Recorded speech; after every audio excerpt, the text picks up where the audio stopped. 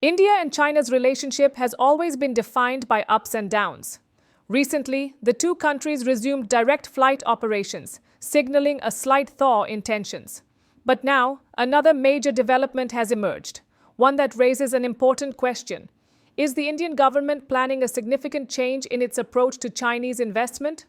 According to reports, the Prime Minister's office has reviewed Press Note 3, PN3, a key policy that has regulated foreign direct investment, FDI, from neighboring countries since 2020. What is Press Note 3, PN3? Press Note 3 was introduced at the height of the COVID-19 pandemic when global stock markets were crashing. India feared that foreign companies, particularly from China, might take advantage of the economic downturn and acquire large stakes in Indian firms at low valuations. To prevent this, PN3 mandated that any investment from countries sharing a land border with India must receive mandatory government approval. This rule covered not just China, but also Pakistan, Bangladesh, Bhutan, Myanmar, and Afghanistan. The real target, however, was China's fast-growing investment footprint in India impact of PN3.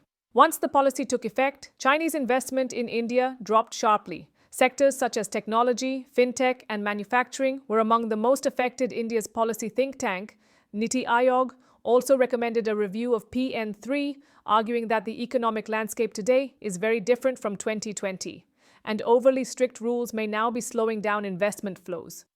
Why is PN3 being reviewed now? The government's review is being interpreted as a sign of gradually improving ties between India and China, especially after the US-China trade tensions triggered by Trump-era tariffs reshaped global economic alignments.